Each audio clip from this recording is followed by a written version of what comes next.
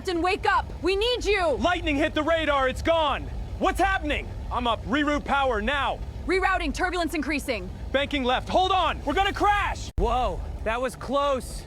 That lightning is so bright! Turbulence is picking up, hold on. Focus. Watch these instruments. The altitude is dropping! Compensating now, good eye. An Airbus A320 is plunging through a violent storm at 37,000 feet. The captain is slumped over the controls, his heart stopped. The co-pilot's hands are shaking too badly to grip the yoke. 174 passengers are screaming in absolute hysteria, and the only person stepping forward is a skinny young black boy in a worn-out t-shirt. But before he can reach the cockpit door, a flight attendant shoves him backward and hisses, "Disgusting little rat, a filthy little brat like you dares to rush into the cockpit. You want to kill everyone faster? Is that it?" He does not flinch. He just looks her straight in the eyes, calm, steady. She has no idea who this boy really is. And when she finds out, she will collapse to her knees in tears. How did a homeless black orphan become the last hope for Flight 2136? Stay with me. Miami, Florida, a city of sunlight, cruise ships, and million-dollar condos lining the coast. But 14 miles from those glittering beaches, tucked behind a row of check-cashing stores and a laundromat with a broken sign, sits the Overtown neighborhood, one of the oldest and poorest black communities in the American South. This is where Darius Townsend grew up, if you can call it growing up. Yeah, that's mine. Darius never knew his father. His mother, Vivian Townsend, was a young waitress who died of pneumonia when he was very young. She could not afford the hospital bill, waited several days before going to the emergency room, and by then her lungs were already drowning. Darius remembers only one thing about her, the smell of cocoa butter on her hands when she held his face and whispered, "Baby, you are going to fly someday." He was too young to understand, but those words buried themselves deep in his chest and never left. After Vivian died, Darius entered the foster care system. Many years, 7 homes. Some were neglectful, some were cruel. In one, the foster father locked him in a garage for 2 days over a broken plate. In another, the foster mother collected the checks and fed him canned beans and stale bread. As he grew older, Darius had learned one rule. Nobody is coming to save you, but he had something no foster home could take. An obsession with the sky. It started as a young child when a commercial jet flew low over Overtown. The roar shook his ribs. The silver belly reflected the sun like a second god passing overhead. He stared until his eyes burned. From that moment, something locked onto the sky like a compass finding north. He spent every free hour at the Miami Public Library, aircraft manuals, aerodynamics textbooks, pilot memoirs. The librarian, an old Haitian woman named Mrs. Simone, once found him asleep at closing time with his face pressed against a copy of Stick and Rudder. She did not wake him, just draped her cardigan over his shoulders and let him sleep. Soon after, Darius could identify any commercial aircraft by silhouette. He knew the fuel capacity of a Boeing 787, the crosswind limit for an A320, the exact sequence for an emergency engine shutdown. He memorized cockpit recordings from YouTube, every call-out, every checklist. His foster siblings thought he was insane. His teachers ignored him. Darius did not care. The sky was the only place he belonged. Then later, everything changed. A retired Air Force captain named Harlan Davis walked into the Overtown Community Center. Captain Davis was elderly, dark-skinned, silver-haired, back straight as a flagpole. He had landed a C-130 on a dirt strip in Afghanistan under enemy fire, earned the Distinguished Flying Cross, 32 combat missions. Now he ran a tiny volunteer aviation club for underprivileged kids that no newspaper covered, no politician funded, and no donor noticed. The first time Davis met Darius, he gave the boy 10 questions about flight instruments. Darius answered all 10 in under 2 minutes. Davis asked 10 more. Darius answered those too. Davis leaned back, folded his arms, and said, "Boy, who taught you all this?" Darius replied, "Nobody, sir. I taught myself." Davis was quiet for a long time, then 5 words that changed everything. "I am going to teach you." Over the following period, Davis trained Darius on a full-motion A320 simulator donated to the community center, hundreds of hours. Every weekend, every holiday, Davis taught him not just how to fly, but how to think. Stay calm when instruments scream, trust your hands when eyes fail, breathe when the world falls apart. Before their final session, Davis gave Darius a hand-carved wooden model of an A320 with 5 words etched into the belly. "The sky doesn't care what color you are." Darius kept that model in his backpack every single day, the only thing he owned that meant anything. Now as a young teenager, Darius has won a STEM scholarship. The organization is flying him from Miami to Chicago for orientation at a prestigious aviation academy, his first time on a real airplane. Gate B22, Flight 2136, Seat 34F, last row. Cheapest ticket, the seat nobody wants. He walks through the gate in a faded gray t-shirt, secondhand sneakers, and a backpack held together with duct tape. He is smiling. He does not know that soon everything about this flight and his life is about to change forever. The moment Darius steps onto the jet bridge, he feels it. A shift in the air, a silent wall of judgment. The businessman in front of him glances back, looks him up and down, then pulls his carry-on closer to his chest as if something might go missing. A mother nudges her daughter to the other side. No one says a word, no one has to. Darius keeps his head down and walks to row 34. Seat 34F is wedged against the window in the last row, right next to the lavatory. The seat does not recline. The overhead bin above it is already stuffed with someone else's luggage. Darius does not complain. He slides in, places his backpack on his lap, and presses his forehead against the cold window. Outside, the ground crew is loading bags in the rain. He watches them and thinks about Captain Davis, about the simulator, about Chicago. For the first time in his life, something good is happening. Then he hears a voice. "Excuse me." A woman is standing in the aisle staring at him. She is in her early 60s, dressed in a cream-colored cashmere blazer, pearl earrings, leather handbag worth more than everything Darius has ever owned combined. Her name is Pamela Kensington. She sits on the board of 3 charities in Palm Beach. She has never in her entire life ridden in economy class, but today first class was full and she was downgraded to row 33. She is already furious, and now she is looking at Darius like she has just found a cockroach on her dinner plate. "Is that your seat?" she asks, not politely, not curiously. The way someone asks a stray dog how it got inside. Darius nods. "Yes, ma'am, 34 degrees Fahrenheit." Pamela's eyes narrow. She scans him. The worn t-shirt, the taped backpack, the second-hand sneakers with a hole near the left toe. Then she turns to a passing flight attendant, a tall blonde woman named Karen Ellison, and says in a voice loud enough for the surrounding rows to hear, "I need you to check this boy's boarding pass. There is absolutely no way he paid for this ticket." Darius's stomach drops. He reaches into his pocket, pulls out his boarding pass, and holds it up. His hand is steady, but his heart is slamming against his ribs. Karen Ellison takes the pass. She studies it. She looks at Darius. She looks at Pamela. Then she hands it back and says flatly, "It is valid."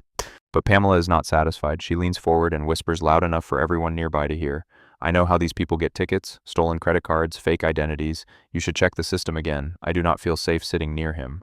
The words hit Darius like a slap. He says nothing. He puts the boarding pass back in his pocket, turns to the window, and stares at the rain. His jaw is clenched so tight his teeth ache. A woman sitting across the aisle, Grace Mitchell, a nurse from Atlanta, watches the whole scene.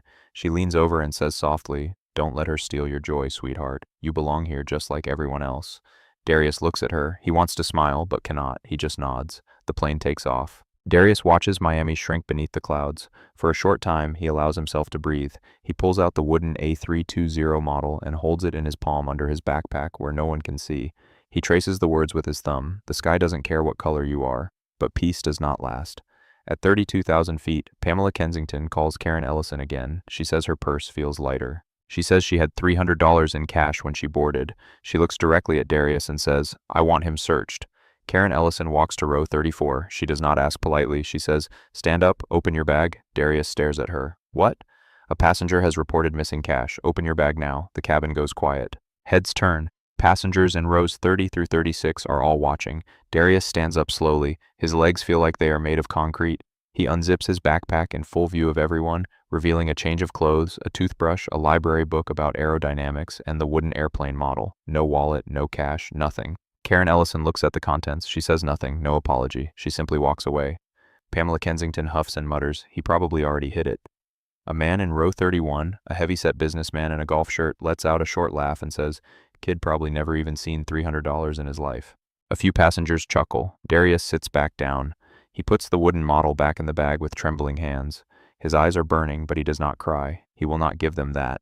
He presses his forehead against the window and stares at the clouds rushing past, the same sky that has always been his only home, his only sanctuary. And now, even here, 40,000 feet above the earth, he cannot escape what the world thinks of him. Grace Mitchell reaches across the aisle and places a small packet of tissues on his armrest without a word. Darius does not touch them, but he sees them. And for a brief moment, in the middle of all that cruelty, one small act of kindness keeps him from breaking. 3 rows ahead, the cockpit door is closed. Behind it, Captain Victor Beckett, a veteran pilot with many years and thousands of flight hours, is rubbing his left arm. A dull ache has been spreading from his chest to his shoulder for some time. He tells his co-pilot, Lance Jennings, that it is probably just muscle tension. Jennings, a young first officer in his early months, nods and goes back to monitoring the instruments. Neither of them knows that a massive storm system is building directly in their flight path. Neither of them knows that soon Captain Beckett's heart will stop beating, and neither of them knows that the only person on this aircraft capable of saving 174 lives is currently sitting in the last row, clutching a wooden airplane, trying not to cry. It happens without warning. A sound like a muffled explosion tears through the cabin. The plane lurches violently to the right. Overhead bins fly open. Bags tumble into the aisle. Drinks spill across laps. The lights flicker once, twice, then go dark for 3 full seconds before the emergency strips along the floor glow a pale, sickly green. Passengers scream. Children wail. The seatbelt sign dings on with a sharp metallic urgency that sounds nothing like routine turbulence. Then the plane drops. Not a gentle dip, a free fall. 500 feet in 4 seconds, stomachs rise into throats. A woman 3 rows ahead of Darius vomits into her hands. The man in the golf shirt who laughed at him is now gripping his armrest with both hands, whimpering like a child. Pamela Kensington screams so loud her voice cracks. Darius does not scream. His fingers are wrapped around the armrest, knuckles white. But his eyes are different. They are moving, scanning, calculating. He feels the angle of the descent. He hears the change in engine pitch. The left engine is still roaring, steady, normal, but the right engine sounds wrong. A grinding, stuttering whine that rises and falls like a dying animal. Darius knows that sound. He has heard it many times in the simulator. Compressor stall, stage 2. The plane stabilizes briefly, the intercom crackles. Lance Jennings's voice comes through, shaky, thin, trying to sound professional but failing badly. Ladies and gentlemen, we are experiencing severe turbulence. Please remain seated with your seatbelts fastened. Everything is under control. Darius knows he is lying. Everything is not under control. The A320 is not designed to shake like this from turbulence alone. Something is wrong with the right engine, and the brief stabilization means the autopilot kicked in. But if the engine fails completely, the autopilot will not be enough, not in this storm.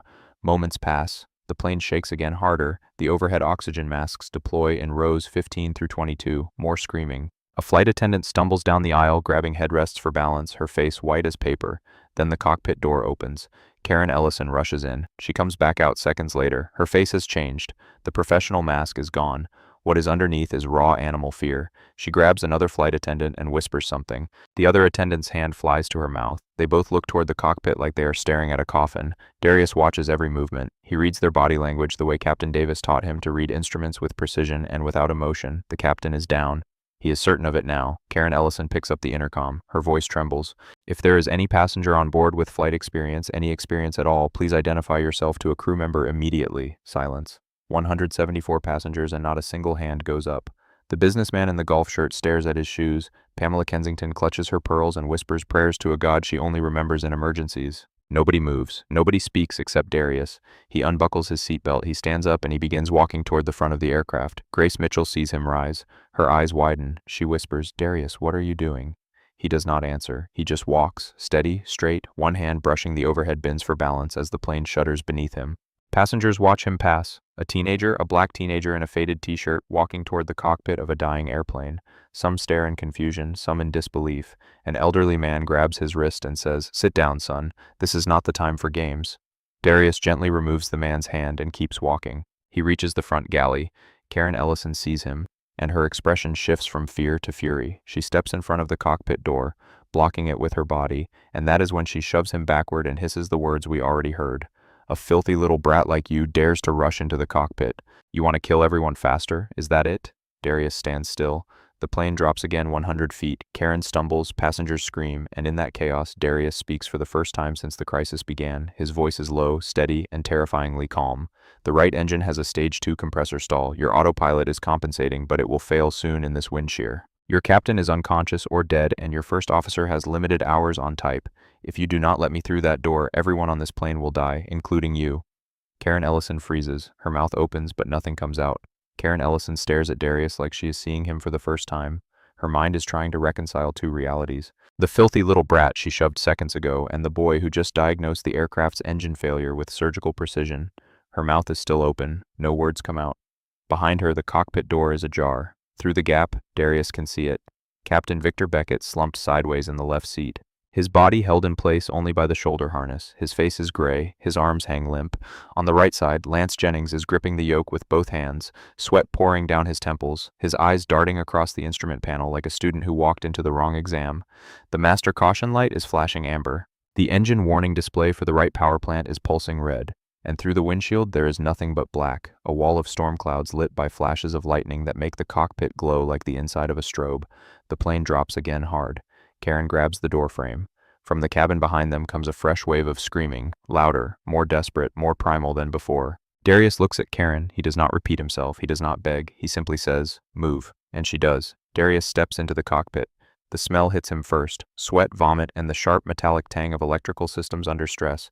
Captain Beckett's body is heavy and still. Darius does not look at the captain's face. He cannot afford to feel anything right now. He turns to Jennings. Jennings sees him, and his reaction is immediate. "What the? Who let you in here? Get out, this is a restricted area." His voice is high-pitched, cracking at the edges. His hands are shaking on the yoke so badly that the control inputs are jerking the plane left and right in micro-corrections that are making the turbulence worse. Darius sits down in the observer seat behind the center console. He speaks clearly. "Your vertical speed indicator is showing a descent. You are descending and you do not realize it. Pull back gently 2 degrees nose up. Do it now." Jennings stares at him. "You are a kid. Get out of my cockpit before I—" The ground proximity warning system interrupts him. A robotic female voice fills the cockpit. Sync rate. Jennings's face goes white. He yanks the yoke back. Too hard, too fast. The nose pitches up aggressively. Darius feels the G-force press him into the seat. The airspeed drops. The stick shaker activates, a violent rattling. That means the aircraft is approaching a stall. "Release pressure," Darius shouts. "You are going to stall the aircraft. Nose down 2 degrees. Add thrust on the left engine now." Jennings hesitates for 1 agonizing second, then obeys. The nose dips. The stick shaker stops. The airspeed climbs back to a safe margin.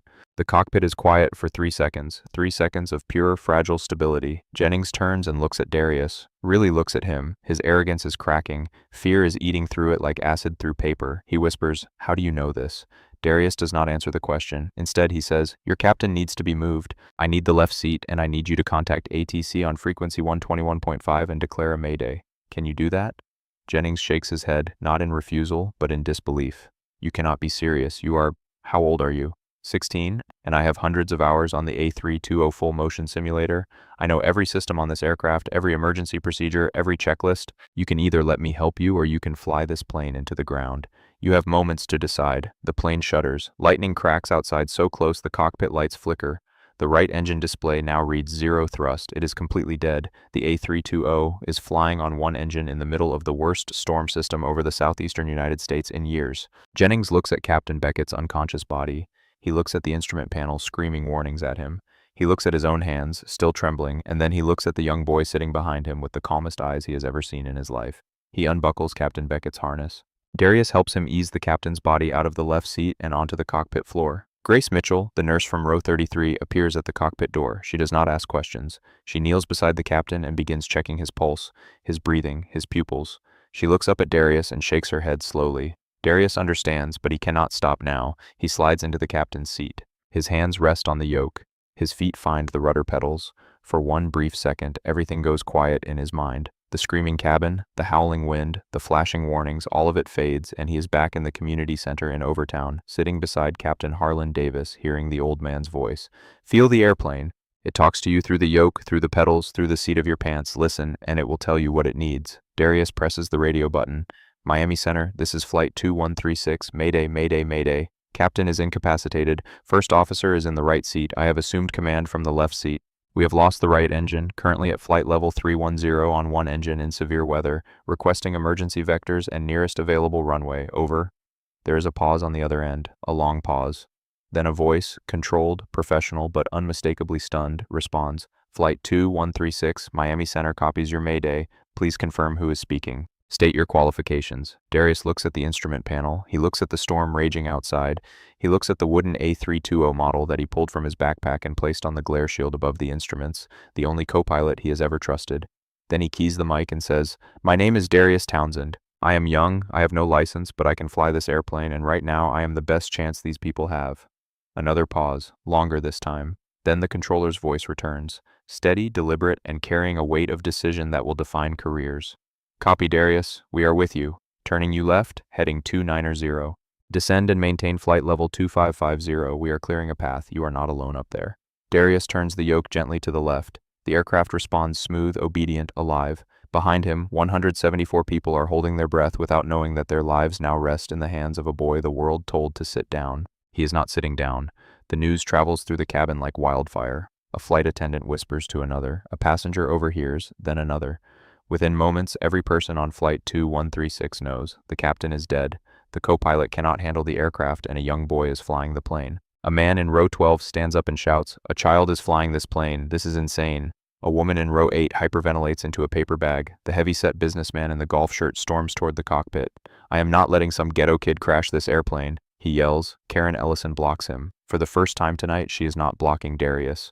She is protecting him. Something has shifted behind her eyes. She watched this boy diagnose a compressor stall that a trained first officer missed. She heard him talk to air traffic control steadier than any adult on this aircraft. She does not understand it, but she knows he is the only reason they are still in the air. "Sir, sit down," she says. Her voice is ice. "Now." The man sits. Inside the cockpit, Darius is focused. His eyes move in a precise pattern. Airspeed, altitude, heading, engine instruments repeat every few seconds. Captain Davis drilled this into him until it became reflex. Jennings sits in the right seat, following Darius's instructions, adjusting thrust, reading checklists. He has stopped questioning. He is watching a teenager fly an A320 on one engine through a Category 4 storm with the precision of a veteran, and he has no explanation for it. Jennings keys the radio. Miami Center, Flight 2136, requesting weather updates for alternates within a 150-mile radius. The controller responds. But before the weather update, he says something unexpected. "Flight 2136, standby. We have someone requesting to speak directly with your left seat." A click, static, then a voice. Old, deep, steady as bedrock. "Darius, this is Captain Davis." Darius's hands freeze on the yoke. For the first time since he entered the cockpit, his composure cracks. His breath catches, his eyes sting. He swallows hard. "Captain Davis, how did you—" "The FAA called me. They traced your name through the Scholarship Foundation. Wanted to know if you are real." A pause. Then, with a warmth that cuts through the static like sunlight through clouds, Davis says, "I told them you are the most gifted pilot I have trained in many years of flying. Hundreds of hours on the A320 simulator, high proficiency rating. And I told them, if my own life depended on one pilot landing that aircraft tonight, I would choose you over every captain in every airline on Earth." Silence in the cockpit. Jennings stares at the radio, mouth open. Through the cracked door, Karen Ellison is listening, her hand over her mouth, eyes wet. Darius closes his eyes for 1 second. He sees Captain Davis in the community center, the old man's hands guiding his on the simulator yoke, the patient voice counting through crosswind corrections, the wooden plane on the console between them. Every lesson, every Saturday morning when the world forgot he existed but one man did not. He opens his eyes, keys the mic. "Copy, Captain. I will bring them home." Davis replies with 5 words, the same 5 words etched into the wooden model sitting on the glare shield right now. "The sky doesn't care, son." Darius nods. He cannot speak. He does not need to. He adjusts heading 2 degrees left, trims the elevator, and flies. In the cabin, 174 people are silent for the first time since the crisis began. The word is spreading row by row, whisper by whisper, that the boy in the cockpit was trained by a decorated Air Force war hero, that this boy is not a fraud, not a thief, not a street kid playing games, that he might be the most extraordinary person on this airplane. And Pamela Kensington, sitting in row 33, mascara streaking down her cheeks, is hearing every word. She remembers every accusation, every sneer, every whispered insult. And for the first time in her life, the shame she feels is not for someone else, it is for herself. Darius has control of the aircraft. But control is not the same as safety, and safety is still very, very far away. Miami Center delivers the news like a surgeon delivering a terminal diagnosis. Calm, precise, and devastating. Flight 2136, Chicago O'Hare is closed due to severe weather. Midway is closed. Nearest available runway is Randolph County Airport, northwestern Alabama. Runway 18, length 5,200 feet. Jennings hears the number and his face drains of color. He turns to Darius. 5,200 feet, Darius. The minimum landing distance for an A320 on one engine wet runway is longer than that. That is short. It is not possible. Darius says nothing. His eyes are on the instruments. His mind is running calculations, ground speed, descent rate, wind component, aircraft weight, remaining fuel. He keys the mic. Miami Center, confirm runway surface condition. Runway 18 wet, moderate standing water. Crosswind component 15 knots, gusting 22, visibility 1/4 mile and heavy rain, ceiling 200 feet. Jennings shakes his head. This is suicide. We should divert further south and wait for...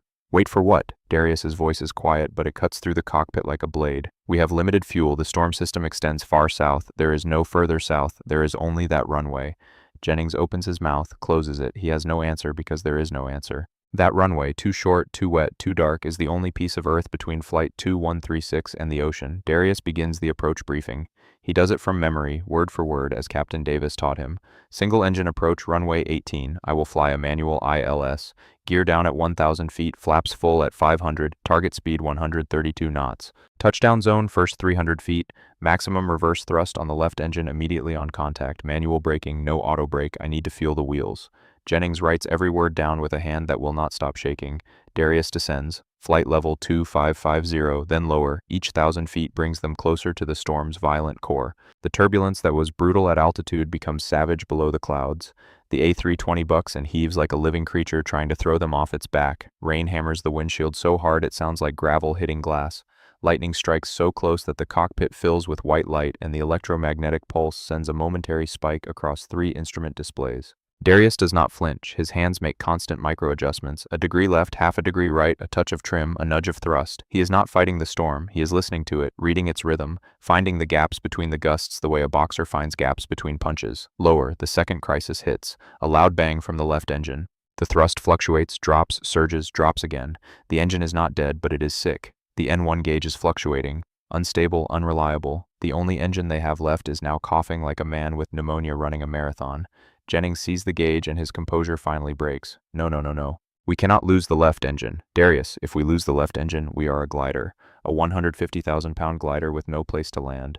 Darius's jaw tightens. He pulls the thrust lever back slightly, reducing strain on the engine, accepting a slower speed, trading power for survival. It is a gamble. Less thrust means a steeper descent rate. A steeper descent rate means less time to correct on final approach. Less time means less margin for error on a runway that already has no margin. He keys the mic. His voice has not changed. Still low, still steady, still terrifyingly calm. Miami Center 2136, left engine showing N1 fluctuation. I am reducing thrust to stabilize. Request you clear all traffic and have emergency services standing by at full deployment. We are coming in hot and short. The controller's response is immediate. Copy 2136, all traffic cleared. Emergency vehicles are rolling. Darius, the whole building is listening. Bring them home. Lower. The clouds swallow the aircraft whole. Visibility drops to nothing. Darius is flying entirely on instruments now, the attitude indicator, the glide slope, the localizer, 3 small lines on a screen telling him where the Earth is, where the runway is, and whether he will reach it alive. In the cabin, the passengers can feel the descent, the pressure in their ears, the increasing violence of the turbulence, the awful grinding sound from the left engine that everyone can hear, but no one dares name. A flight attendant is moving through the aisle, checking seat belts, her lips moving in silent prayer. Grace Mitchell is still kneeling beside Captain Beckett's body in the cockpit doorway. She has covered his face with a blanket. There is nothing more she can do for him. Pamela Kensington is clutching the armrests with both hands, her knuckles bone white. The pearls she wore so proudly are scattered on the floor. The string broke when the plane dropped earlier. She does not care about them anymore. She is staring at the cockpit door, and behind that door is the boy she accused of being a thief, the boy whose bag she demanded be searched, the boy she wanted thrown off this plane. And now she is praying not to God, not to the pilot, but to him, to Darius. The boy she tried to destroy is the only one trying to save her. Lower. Darius calls for gear down. Jennings moves the lever. 3 green lights illuminate. Landing gear locked. The drag increases immediately. The airspeed drops. Darius adjusts thrust carefully, nursing the sick engine like a doctor keeping a patient alive long enough to reach the operating table. Lower. Flaps 1, Darius calls. Jennings moves the flap lever. The aircraft configuration changes. More lift, more drag, slower speed. The approach is stabilizing barely. Lower. Darius can see nothing through the windshield but black rain and occasional flashes of lightning that illuminate the clouds from within like the nervous system of some enormous dying creature. Lower. The radio altimeter begins counting down. The synthetic voice is mechanical, emotionless, a machine counting the distance between life and death with perfect indifference. Flaps full, Darius calls. His voice is a whisper now, not from fear, from focus. Every atom of his being is concentrated on 3 instruments and 2 hands and 1 runway he cannot see. Lower. The glide slope is centered. The localizer is centered. Airspeed 134 knots. 2 knots fast, but acceptable. The left engine is still fluctuating, but holding. Lower. Still nothing through the windshield. Jennings is gripping the edge of his seat. His breathing is rapid and shallow. He whispers, "Come on, come on." Lower. Decision height. This is the moment. If Darius cannot see the runway, he must go around, climb back into the storm on a dying engine with dwindling fuel. There will not be a second chance. Darius stares through the windshield. Rain, black, nothing. And then 2 rows of white lights pierce through the rain like the fingers of God reaching up from the earth. Runway 18, dead ahead, exactly where it should be. Darius whispers, "Runway in sight." He disconnects the autopilot. His hands are the aircraft now. He feels every gust through the yoke, every crosswind through the rudder pedals. The runway rushes up at him, short, narrow, glistening with rain. He pulls the thrust lever to idle. The left engine spools down, the nose drops slightly. The main wheels reach for the concrete. Contact. The impact is firm but controlled. The tires bark against the wet surface, sending twin rooster tails of water into the black air behind them. Darius slams full reverse thrust on the left engine. The roar fills the cockpit like a living thing. He presses the brake pedals, hard, steady, progressive. The anti-skid system chatters beneath his feet. The aircraft decelerates. The end of the runway is visible now. A line of red lights growing closer, closer, closer. The A320 stops. 82 feet from the end of the runway. 82 feet between 174 lives and the darkness beyond. Darius's hands are still on the yoke, his feet are still on the pedals, he is breathing, the engine is winding down, rain hammers the fuselage, and then silence. A silence so complete it feels holy. Jennings turns to him. His face is white, his eyes red, his lips trembling. He opens his mouth to speak, but no words come. He just stares at the young boy sitting in the captain's seat, who just did what no one, no instructor, no examiner, no airline captain would have believed possible. Darius reaches up and takes the wooden A320 model from the glare shield. He holds it in both hands. His fingers are shaking now. For the first time all night, his fingers are finally shaking. He looks at the 5 words carved into the belly. The sky doesn't care what color you are. He closes his eyes, and for the first time since his mother died, Darius Townsend allows himself to cry. For 3 full seconds, the cabin is silent. Not a breath, not a whisper. 174 people frozen in the space between terror and disbelief. Then Grace Mitchell starts clapping. One pair of hands, slow, deliberate, steady, like a heartbeat returning to life. Then a second pair joins, a third, a fourth. Within seconds, the entire cabin erupts. Passengers are standing, clapping, screaming, sobbing, hugging strangers they ignored hours ago. A grown man in a business suit is weeping into his hands. A mother is squeezing her daughter so tight the child gasps. The elderly man who grabbed Darius's wrist in the aisle is now pressing both palms together and bowing his head toward the cockpit door as if he is praying to something sacred. The heavy-set businessman in the golf shirt, the one who laughed, the one who said Darius had never seen $300, is standing motionless in the aisle. His face is blank, his mouth is open. Tears are running down his cheeks and he does not bother to wipe them. He is staring at the cockpit door and he cannot move. Karen Ellison steps into the cockpit. She looks at Darius, still in the captain's seat, the wooden model in his trembling hands, tears streaming silently down his face. She opens her mouth, closes it, opens it again. Then her legs give out. She drops to her knees on the cockpit floor, covers her face with both hands and sobs. Deep, broken, shaking sobs that come from somewhere she has never allowed anyone to see. She does not say, "I'm sorry." She cannot. The words are too small for what she has done and what she has witnessed. Jennings unbuckles his harness, stands up, and does something no first officer is trained to do. He extends his hand to Darius, not as a co-pilot to a passenger, but as one aviator to another. Darius looks at the hand. He takes it. Jennings holds on for a long time and says quietly, "I have never seen anything like that in my life, and I never will again." Outside, red and blue lights flash through the rain. Emergency vehicles surround the aircraft. The door opens. Cold, wet air floods the cabin. Darius Townsend is still sitting in the captain's seat. He is young. He has no license, no uniform, no rank, but tonight he outflew the storm, outflew the odds, and outflew every lie the world ever told about him. The paramedics reach the cockpit first. They carry Captain Victor Beckett's body out on a stretcher, his face covered with a white sheet. As he passes through the cabin, passengers bow their heads. Darius watches from the captain's seat until the stretcher disappears. He whispers, "Rest easy, Captain." No one hears him. Darius steps out of the cockpit. The moment he appears in the cabin doorway, the applause erupts, louder than before. Passengers reach for him as he walks down the aisle. Hands touch his shoulders, his arms. Strangers say, "Thank you," with voices that break halfway through. A little girl in row 19 holds out a teddy bear. Darius kneels, smiles, and gently pushes it back into her arms. "You keep him safe," he says. Grace Mitchell is waiting at row 33. She pulls him into an embrace so tight he cannot breathe. She holds him for seconds without a word. When she lets go, her scrubs are wet with his tears. Then he sees Pamela Kensington. She is standing in the aisle. Her cashmere blazer is wrinkled. Mascara has carved black rivers down both cheeks. Her pearls are gone. Her hands are shaking. She looks at Darius and something collapses inside her, something built over many years of certainty about who matters and who does not. She steps forward. Her mouth trembles. She tries to speak 3 times before the words come. "I am so sorry for what I said, for what I did to you." Her voice cracks.